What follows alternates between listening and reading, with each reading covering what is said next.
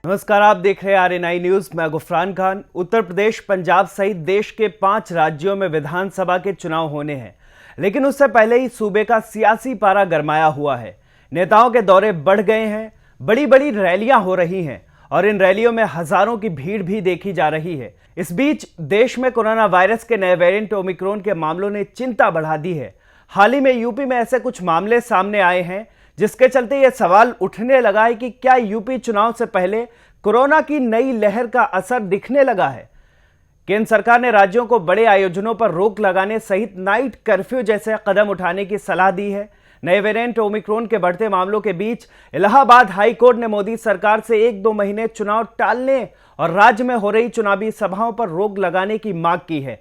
वैसे यूपी की चुनाव तारीखों का ऐलान भले ही नहीं हुआ है, लेकिन सियासी पार्टियों ने चुनावी रैलियों और रथ निकालकर माहौल बनाने की कोशिश शुरू कर दी है। नेताओं की जनसभा में काफी भीड़ भी जुट रही है।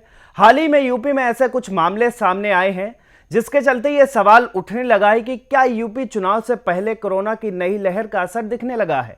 वहीं सपा प्रमुख अखिलेश यादव की पत्नी पूर्व सांसद डिंपल यादव और बेटी बुधवार को कोरोना पॉजिटिव आई हैं। हालांकि अखिलेश यादव की रिपोर्ट नेगेटिव आई है। ऐसे में एहतियात के तौर पर अखिलेश यादव ने फैसला किया है कि वे 3 दिनों तक किसी रैली या कार्यक्रम में शामिल नहीं होंगे। यूपी में राजनीतिक दलों की रैलियां और जनसभाओं में लाखों लोगों की भीड़ जुट रही है। कोविड-19 नियम का कहीं कोई पालन नहीं हो रहा है। रैलियों में आने वाले ना तो मास्क लगाए नजर आ रहे हैं और ना ही सोशल डिस्टेंसिंग का पालन कर रहे हैं। ऐसे में कोर्ट ने कहा है कि इससे समय रहते नहीं रोका गया तो परिणाम दूसरी लहर से कहीं अधिक भयावह हो सकता है। इलाहाबाद हाईकोर्ट ने कहा कि यूपी चुनाव के चलते सियासी पार्टी भीड़ जमा कर रही हैं। चुनाव आयोग और प्रधानमंत्री चुनावी रैलियों पर रोक लगाएं। राजनीतिक पार्टियों से कहा जाए कि वे चुनावी प्रचार इलेक्ट्रॉनिक माध्यम और समाचार पत्रों के माध्यम से करें। कोर्ट ने यह भी साफ शब्दों में कहा कि पीएम चुनाव टालने पर विचार करें। विशेषज्ञ इसे कोरोना की तीसरी लहर की आहट के तौर पर देख रहे हैं। आईआईटी के वरिष्ठ वैज्ञानिक पद्मश्री प्रोफेसर मनिंदर अग्रवाल ने भी नई स्टडी का हवाला देते हुए कहा था कि कोरोना वायरस के नए वेरिएंट ओमिक्रॉन का प्रभाव दिसंबर के अंतिम सप्ताह तक दिखने लगेगा। उन्होंने कहा था कि जनवरी अंतिम सप्ताह या फरवरी की शुरुआत में ओमिक्रॉन का पीक होगा।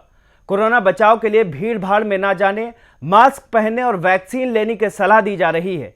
केंद्रीय स्वास्थ्य सचिव राजेश भूषण ने राज्यों और केंद्र शासित प्रदेशों को सतर्क रहने और मामले की सकारात्मक दोहरीकरण दर और नए मामलों के समूह की निगरानी करने और क्रिसमस के साथ नए साल से पहले स्थानीय स्तर पर प्रतिबंध लगाने पर विचार करने की सलाह दी है।